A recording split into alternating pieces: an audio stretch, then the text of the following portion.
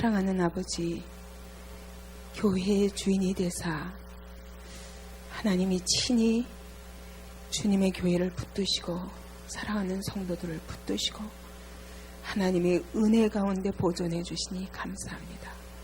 북경이나 서울이나 동일한 주님의 사랑 안에 아버지, 날마다 주님이 더 큰 은혜로 견고히 해가시는 것을 보게 하시니 감사합니다.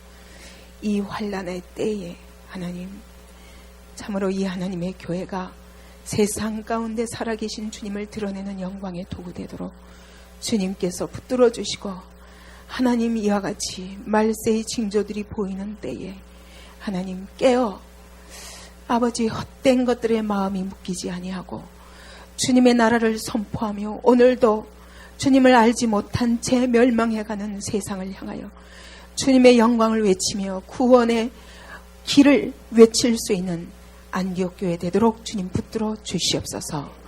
오늘도 주님께 의탁하오며 살아계신 예수 그리스도 이름으로 기도하옵나이다. 아멘. 그래서 지금 다시 한번 베드로전서 1장과 2장을 정리해 보려 합니다. 1장 1절부터 12절까지는 그리스도인들이 왜 이 땅에서 고난을 당하는가 이해할 수 없잖아요. 우리가 복음을 믿고 구원을 받고 그리고 이제는 하나님의 말할 수 없는 놀라운 능력과 하나님의 지혜 속에서 하나님의 그 축복 속에서 이제 구원의 축복을 누리는 삶을 살아야 되는데 왜 이 땅에서 우리 그리스도인들이 고난을 당하게 되고 그 고난에 대해서 하나님이 왜 가만히 내버려 두실까?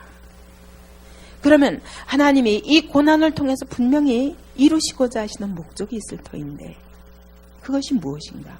이것이 바로 1절부터 12절까지의 제목이라고 할 수 있습니다. 그리스도인의 고난의 목적 무엇입니까, 여러분? 왜 하나님이 그리스도인들이 이 땅에서 고난당하는데 그냥 두십니까? 한마디로 뭐라 그랬어요, 여기서? 그리스도인들이 고난을 당할 때 이 고난에 대해서 분명한 자세가 있어야 됩니다.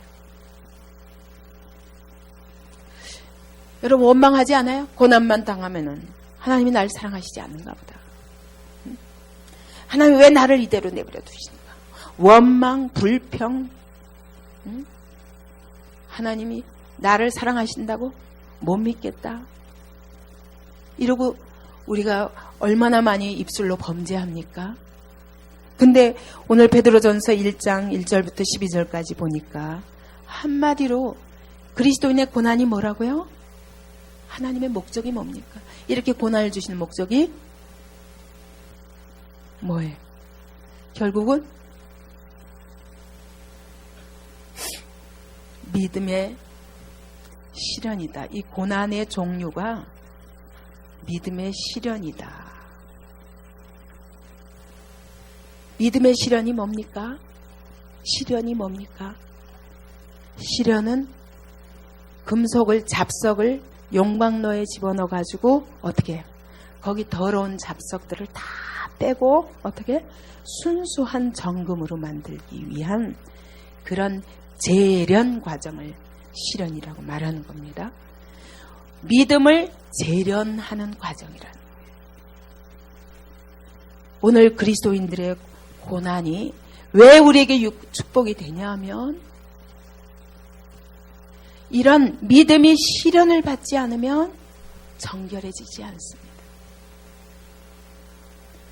이것이 믿음이려니 하고 착각하고 살다가 실제로 주님 오실 때에 주여 주여 내가 주의 이름으로 뭐도 하고 했습니다. 그랬는데 주님이 내가 너를 돌무지 알지 못하노라. 주님은 그때 가서 이것은 믿음이 아니라고 말씀하실 수 있다는 거예요. 근데 우리는 그게 믿음인 줄 알고 이게 구원받을 만한 믿음인 줄 알고 딱 붙잡고 아주 잘 믿는 척하고 있었는데 어떻게 하면 고난 속에 딱 맞아보면 다 드러나요. 다 들통나요. 그래서 용광로 속에 들어가면 금이 아닌 것들은 다 뚝뚝뚝뚝 녹아 떨어지게 돼 있어요. 그리스도인들이 고난 속에 딱 풀무불 속에 들어가면 믿음이 아닌 것들이 뚝뚝뚝뚝 다 떨어져요. 남는 게 없어요. 하나님이 그러는 가운데 금만 남도록, 정금만 남도록 하듯이 이런 시련 과정을, 고난을 통해서 그리스도인들은 가짜 믿음들이 다 녹아가고 진짜만 남는. 그제서야 내가 가짜 믿음이었구나 알 수 있어요. 그렇기 때문에 마지막 날 여러분, 그게 가짜인 게 드러나면 어떻게 돼요?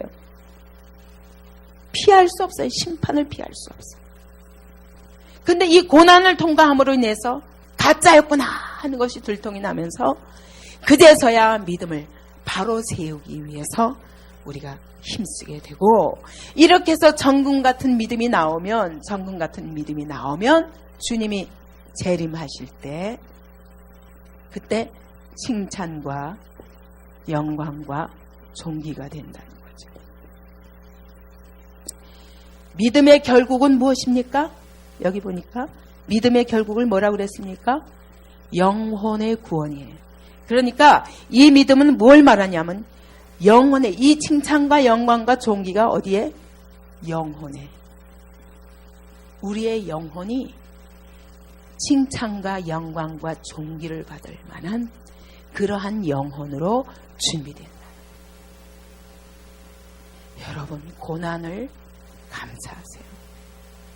내 믿음이 진짠가 가짠가 그걸 가려보려면 불 속에 한번 들어가 보세요.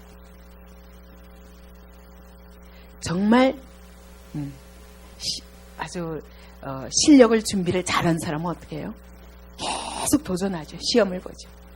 그래서 내 실력이 어느 만큼 되는가를 입증받고 싶어 합니다.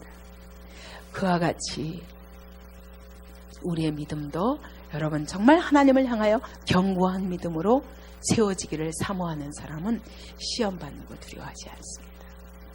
오히려 시험을 통해서 내 믿음의 실제가 드러나며 그걸 통해서 아직 준비되지 않은 것이 무언가 알고 더 준비해가는 것. 이것이 축복입니다. 그래서 그리스도인의 고난의 목적이 뭐냐? 하나님이 왜 이 고난을 그냥 허락하시는가? 우리를 정금 같은 믿음으로. 그래서 정금 같은 믿음은 또 다른 말로 하면 우리의 영혼이 정금같이 정결한, 정말 하나님 사랑으로. 이것이 우리에게 상입니다. 근데 우리는 물질과 이 땅에서의 영광과 이 땅에서의 권세와 이런 것들이 영광인 줄 알아요. 사실은 영혼이 주님을 닮아가는 것이 진정한 영광입니다. 그러면서 우리가 왜 이런 믿음의 시련을 받아야 되냐 하면 반드시 주님이 재림하시기 때문에. 그죠? 그리고 그때 우리에게 뭐가 있습니까? 우리는 산 소망이 있는데 그 산 소망이 뭡니까?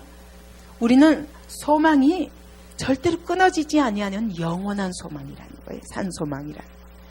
우리의 소망, 이 땅에서의 모든 소망은 언젠가 죽고 끝납니다. 그러나 하나님이 우리를 여기서 보면은 성부 하나님이 우리를 택하시고 성자 하나님이 우리에게 피를 뿌리시고 성령의 하나님이 우리를 거룩하게 순종할 수 있도록 만드시면서 우리의 영혼을 산 소망 있는 사람들로 부르셨다고 말씀하십니다. 그러면서 이 산 소망이 뭐냐? 이게 천국에서 영원한 기업을 물려받을 소망입니다. 다시 말하면 우리들은 이 땅의 삶이 전부가 아니라는 거예요. 이 땅은 나그네 삶이고, 그리고 우리 보고 나그네, 흩어진 나그네라고 그랬는데, 나그네란 얘기는 이 땅은 잠깐이요. 우리의 진짜 본향은 하늘에 있다는 겁니다. 그 하늘에서 영원한 소망. 그것이 뭡니까? 천국을 기업으로 받을 때에 그분 앞에서 칭찬과 영광과 존귀가 있는. 이게 진짜 우리의 소망이라. 여러분 그렇습니까? 정말 그렇다면 우리의 삶의 질이 바뀔 겁니다. 그런데 제가 이렇게 정말 성도들 한 사람 한 사람 대화하면서 보면 이렇게 천국 소망을 확실히 가지고 믿는 사람이 별로 많지 않아요. 항상 이 땅에다가 눈과 마음을 두고 있기 때문에 우리의 신앙생활이 요동을 하는 겁니다. 우리의 확실한 산소망, 영원한 소망이 천국 기업을 물을 것인 줄 알면 우리의 관심이 물질과 이 땅의 영광과 이런 것보다 여러분 우리 영혼에게 더 관심이 있어요. 그렇다면 여러분 고난을 자초해서라도 내 영혼이 거룩한 주님의 형상을 닮아가는데 우리 더 큰 목적이 있어야 될 겁니다. 근데 우리가 그렇지 못해서 우리 신앙생활이 요동을 하는 겁니다. 그러면서 10절부터 12절까지는 베드로가 선지자들이 구약에서 다 예언한 모든 내용들이 다 뭐냐? 그 고난 후 그리스도인들의 고난 후 받게 되는 그 영광에 대해서 얘기하지 않는다. 그게 다 우리를 위한 것이다. 이런 얘기를 하면서 고난의 목적에 대해서 얘기합니다. 그리고 1장 13절부터 2장 3절까지 여기서는 무슨 이야기입니까? 그리스도인의 고난 중에 가져야 할 삶의 자세에 대해서 얘기합니다. 이런 고난의 삶 속에서 우리는 어떻게 살아야 되나? 뭡니까 한마디로? 여기서 크게 세 가지로 말할 수 있습니다. 첫째, 거룩. 두 번째, 사랑. 세 번째, 이와 같이 우리는 잠시 이 땅에서 나그네의 삶을 사는데 결국은 뭐라고요? 우리 끝이 어딥니까? 우리의 목표가 이 땅에서의 삶이 아니라 무엇입니까? 주님이 재림하실 때 그때 칭찬과 영광과 존귀를 얻는 것이 우리의 최고의 목표입니다. 그러므로 우리는 어떻게 해야 되냐? 온전히 그 재림시에 받게 될 은혜를 온전히 바라보라. 그러므로 이 땅에서 헛된 것들의 영광에 거기에 마음이 묶이지 말고 너희 마음의 허리를 묶고 그리고 근신하여서 마음의 허리를 묶는다는 것은 옷을 여러분 치렁치렁 해가지고는 달리기도 힘들고 뭘 일하기가 거추장스러우니까 우리가 허리를 질끈 매고 일하지 않습니까? 그와 같이 이제 허리를 질끈 매고 마음의 허리를 딱 동기고 경주하거나 전쟁에 임할 자세를 가지고 그리고 근신하라 자기 절제를 하라는 겁니다. 그러면서 우리는 순종의 자식처럼 14절에 보니까 순종의 자식처럼 이전 알지 못할 때에 줬던 너희 사역을 본삼지 말라. 늘 자기 마음속에 있는 자기 생각, 자기 욕심 여기서 헤어나오지 못해요. 거기서 헤어나오지 못하기 때문에 사실은 우리의 삶이 엉망진창이 되는 거예요. 스스로 자기를 고통스럽게 하고 자기를 죽여가는 것입니다. 그런데 정말 우리가 살 길이 뭐냐? 재림하실 때 그때 바랄 은혜를 그걸 바라보면서 오늘 이 땅에서 뭐 하라고요? 순종하는 자식처럼 살라는 겁니다. 누구한테 순종합니까? 아버지께. 자녀니까 하나님의 자녀니까 아버지께 순종하라는 겁니다. 순종하는 자식처럼 이전 알지 못하던 때에 줬던 너희 사역을 본삼지 말고 모든 행실에 거룩한 자가 되라. 왜냐하면 하나님이 거룩하시니 너희도 거룩할지어다. 하나님의 자녀면 하나님 닮아야 되잖아요. 그러니까 하나님이 거룩하신 것처럼 너희도 거룩하라 하시면서 하나님이 우리는 순종하는 자식으로서 이 땅에서 살고 있다는 거예요.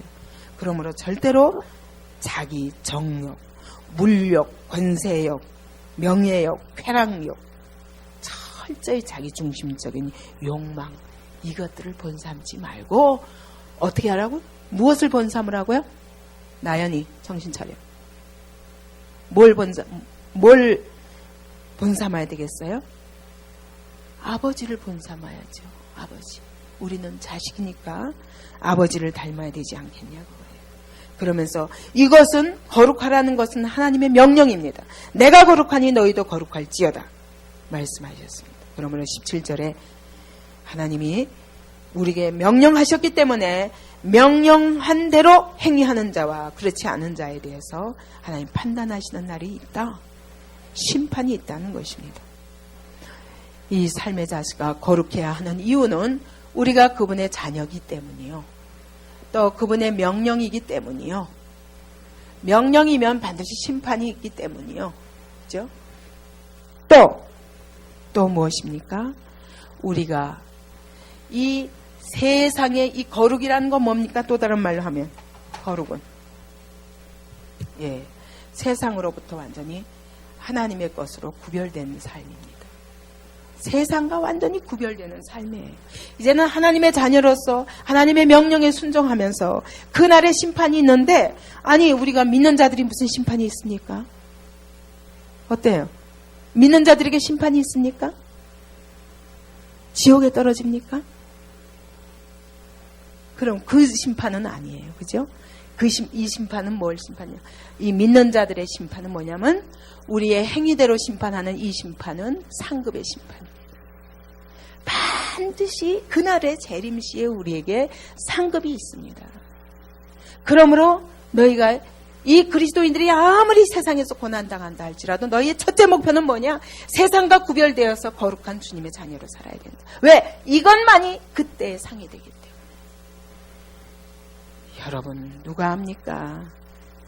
언제 태국에서 그런 일이 일어날 줄 알고 인도네시아에서 그런 일이 일어날 줄 알고 우리가 거기 갔겠습니까? 그 많은 사람들이. 몰라요. 우리가 언제 어느 자리에서. 이제는 이런 큰 지진이 일어나는 거 보면 앞으로 세계 어디든 자유하지 못할 것입니다. 나는 하나님이 그러시는 것 같아요. 땅을 흔드시면서 야, 이 땅은 무너질 땅이야. 무너질 땅이야. 정신 차려. 빨리 올라올 준비해. 그러시는 것 같이 저는 들려요. 그런데도 우리의 세월이 마냥 우리의 것이냐? 우리가 우리 자신을 스스로 속이면서 헛된 것에서 마음을 끊지 못하고 맨날 그 자리에서 더 못 나가는 겁니다. 여러분 빨리 준비해서 주님 오시는 날, 그날에 정말 상이 있는 상. 그것은 영원한 상이에요. 절대로 뺏기지 않는 상입니다. 여러분 그 상을 위해 살지 않겠습니까? 18절에 말씀하기를 우리 유전한 망령된 행실에서 구속된 것은, 다시 말하면 세상에 다 망령된 헛된 그런 행실의 삶, 거기서 우리가 하나님이 건져내셨다는 거예요. 그런데 구속은 뭐냐면 노예의 자리에서 값주고 사는 것을 말합니다. 구속은. 자, 여기 노예가 있습니다. 주인이 있습니다. 그 주인한테 가서 이 노예 대신에 돈을 주고 그 노예를 꺼내는 것이 구속입니다. 그러니까 우리가 노예였어요. 어떤 노예? 죄와 사망의 노예였습니다. 사단의 노예였습니다. 그런 노예된 자리에서 사단이 자기가 주인이라고 그러고 우리는 그 노예였습니다. 그런데 하나님께서 예수 그리스도의 피값을 가지고 사단에게 값을 주었다는 거예요. 그 하나님의 아들의 보배로운 피값을 치르면서, 자, 이것은 내 것이다. 그리고 사단의 노예되었던 우리를 건져내셔서 오늘 우리가 자유로운 하나님의 자녀들이 되었다는 것입니다. 이렇게 흠없고 점없고 어린 양 같은 그리스도의 보배로운 피로 구속되었으니 우리가 어떻게 다시 그런 자리로 돌아가겠냐는 거예요. 그러므로 심판, 다시 상급뿐만 아니라 우리는 그리스도의 보배로운 피로 구원받았으니 이것이 어떠한 사랑이냐 그거예요. 우리가 왜 하나님이 사단의 자녀된 자리에서 우리를 왜 이 값을 치르면서 건져내셨습니까? 피값을, 아들의 피값을 치르면서 우리를 건져내신 이유가 뭡니까? 거룩한 그의 자녀로 만드시기 위해서. 그런데 어떻게 더 이상 그 옛 행실로 돌아갈 수 있냐는 거예요. 세상에 사는 것 같이 어떻게 우리가 살 수 있냐는 거예요. 그러면서 우리가 그 그리스도를 볼 때 그분이 이렇게 핏값을 치르고 죽으셨지만 하나님이 저를 죽은 자 가운데서 살리시고 영광을 주시지 않았냐 그거예요. 그분이 승천하사 하나님 보좌 우편에 앉아 계시지 않았냐 그거예요. 그 놀라운 영광을 볼 때 우리도 그분을 믿고 거룩하게 살아서 비록 고난의 삶 속에서 거룩하게 사느라고 어떤 값을 치른다 할지라도 그 후에 영광을 바라보라는 겁니다. 그러므로 그리스도인의 고난 중의 삶의 자세는 첫째가 거룩이라는 것입니다. 그리고 22절에 보니까 자, 우리는 진리를 순종함으로 우리 영혼을 깨끗하게 한 사람들입니다. 그래서 거짓이 없이 형제를 사랑하기에 이르렀으니 마음으로 뜨겁게 피차 사랑하라. 이 사랑이 어떤 사랑이냐? 거짓이 없는 형제 사랑입니다. 어떻게 그렇게 되었습니까? 왜? 진리에 순종함으로 우리 영혼이 깨끗해졌거든요. 진정한 사랑은 깨끗한 영혼으로만 할 수 있습니다. 다시 말하면 하나님의 사랑을 알고 그 하나님의 사랑에 의해서 우리의 영혼이 깨끗해져야 진정한 사랑을 할 수 있습니다. 그게 사랑이지 육적인 사랑, 그것은 변덕스럽고 자기중심적이기 때문에 그것은 성경이 사랑이라고 말하지 않습니다. 그래서 오직 하나님은 사랑이시라 할 때 오직 유일한 사랑이라고 표현하는 겁니다. The love라고 그랬지 love라고 하지 않았어요. 하나님의 사랑만이 유일한 사랑입니다. 그 사랑만이 거짓이 없는 사랑이요. 이것이 어떻게 나올 수 있냐면 진리에 순종했기 때문에 영혼이 깨끗해져서 할 수 있는 사랑이라. 그러므로 우리는 고난 중에 그리스도인들이 이 땅의 고난 중에서 사랑의 삶을 살아야 되는데 그 사랑의 삶은 어떤 사랑의 삶이냐? 진리에 순종함으로. 이 사랑은 진리에 순종하여 영혼이 깨끗한 상태에서 할 수 있는 사랑. 다시 말하면 하나님의 사랑으로 말미암아 우리의 더러운 정욕과 이런 것들이 다 말끔히 씻겨나가고 하나님의 사랑에 붙들려서 할 수 있는 사랑으로 그렇게 피차 뜨겁게 사랑하라고 말씀하십니다. 이것이 그리스도인이 고난 중에서 이 형제 사랑이 서로 위로가 된다. 그죠? 이 땅에서 거룩한 삶을 살려 할 때 형제들끼리 뜨겁게 사랑하면서 묶여야 이걸 할 수 있지. 그죠? 어디서 값을 받겠습니까? 근데 우리는 하나님의 사랑을 받은 자들이기 때문에 서로 그렇게 사랑할 수 있다는 것입니다. 여러분, 이 그리스도인들이 거룩해야 이런 사랑을 나눌 수 있어요. 거룩해야 형제 간에 거짓이 없는 사랑, 진리에 순종하는 사람들끼리의 그 세상이 흉내낼 수 없는 사랑이 있어요. 이런 사랑으로 우리가 하나 되기 바랍니다. 네, 이것은 거룩을 통해서만 옵니다. 그래서 서로 하나님 앞에서 권면하고 위로하면서 함께 거룩한 삶을 살며 이런 거짓 없는 사랑으로 하나 될 때 이런 교회가 힘이 있는 것입니다. 그리고 여기 2장 1절 2절에서 말씀하듯이 자, 이제는 예전에 지나간 모든 악독과 괴율과 외식과 이런 거 다 비방하는 말 이런 거 다 버리고 그리고 갓난아이들 같이 순전하고 신령한 젖을 사모하라. 이로 말미암아 우리가 구원에 이르도록 자라가야 된다는 겁니다. 우리가 그리스도인이 이 세상에서 살면서 성장해가야 된다는 거예요. 왜? 그리스도인들은 처음에 거듭날 때 무엇으로 거듭납니까? 말씀으로 거듭났습니다. 거듭난다는 것은 중생. 다시 말하면 이 육체 몇십 년 있다가 썩어질 이 육체의 생명이 아닌 전혀 다른 생명이 우리 안에 들어왔습니다. 말씀으로 인해서.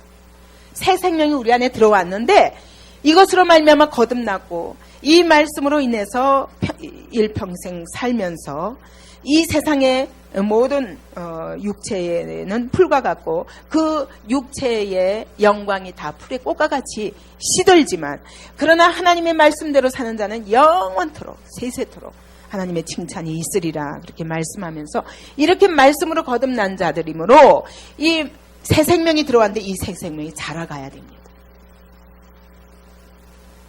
근데 자라가려면 뭐 해야 된다고요? 신령한 젖을 사모하며 먹어야 됩니다. 이것은 하나님의 말씀, 계속 말씀이 뿌려져서 새 생명이 들어왔고 그 새 생명이 계속 말씀을 공급받으면서 자라가야 됩니다. 이 그리스도인들이 이 땅에서 살면서 이 고난 속에서 승리할 수 있는 유일한 길입니다. 거룩한 자녀, 사랑을 나누는 공동체, 그리고 말씀 안에서 계속 자라가는. 그래서 이렇게 하려면, 자라가려면 버리고 이전 것은 다 버려야 돼요. 그리고 신령한 젖을 사모해야 돼요.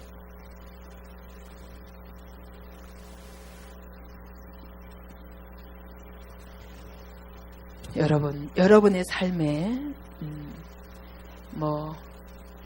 정말 상대적이죠. 우리 이 베드로전서를 쓸 때 당시를 생각하면 우리의 고난은 고난이 아니죠.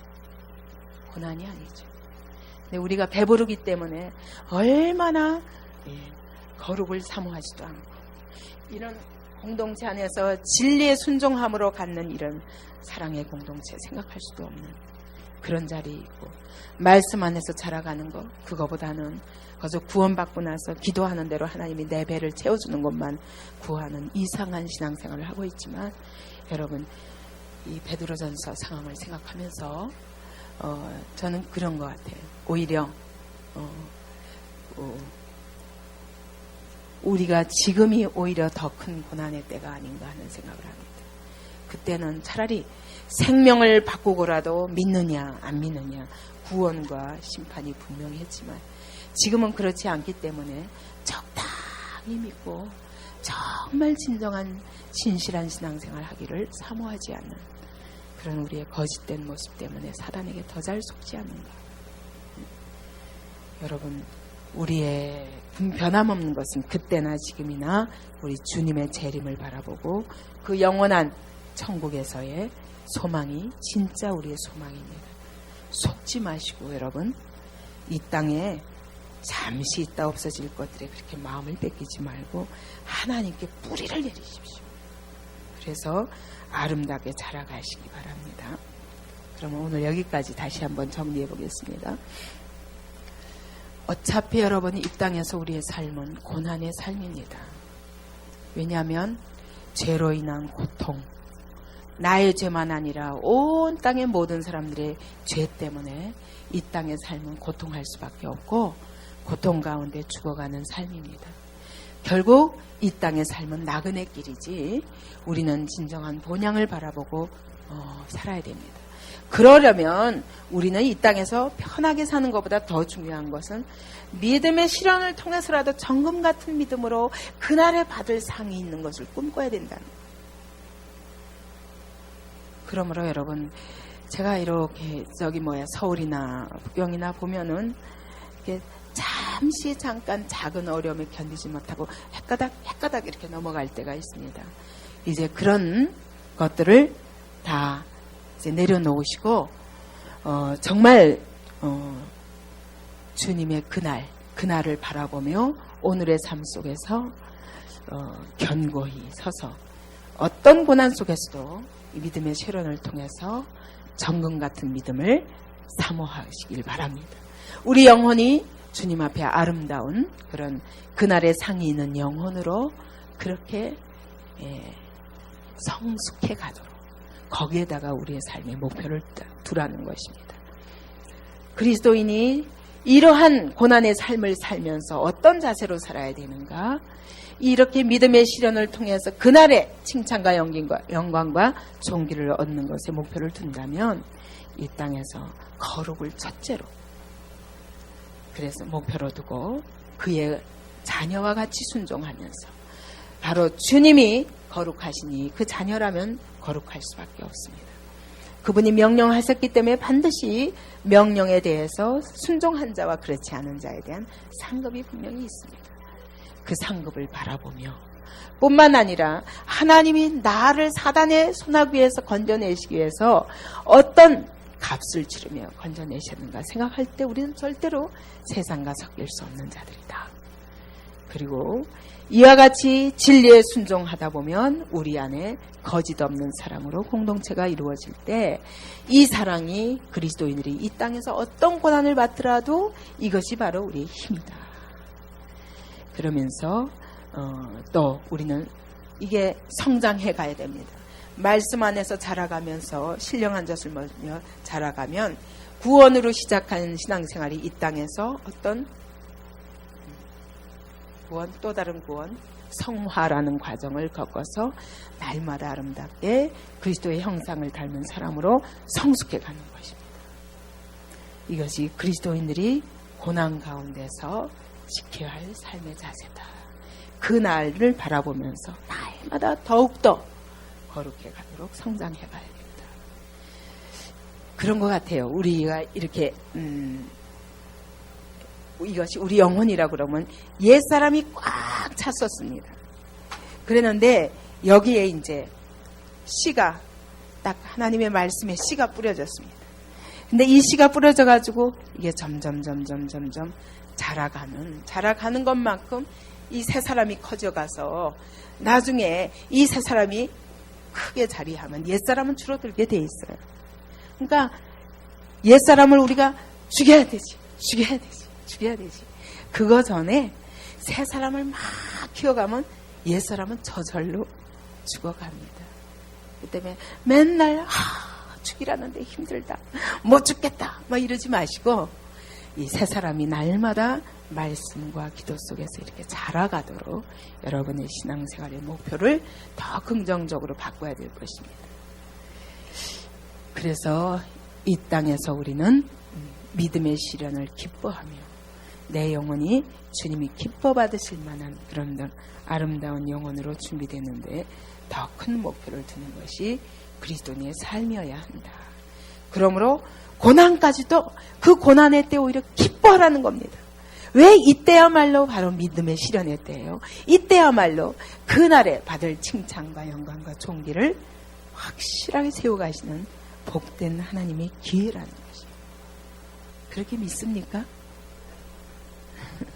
그러면 여러분 어떤 고난이 와도 흔들리지 마시고 믿음으로 하나님의 말씀을 붙잡고 그 가운데서 거룩하시기를 사모하시기 바랍니다. 예.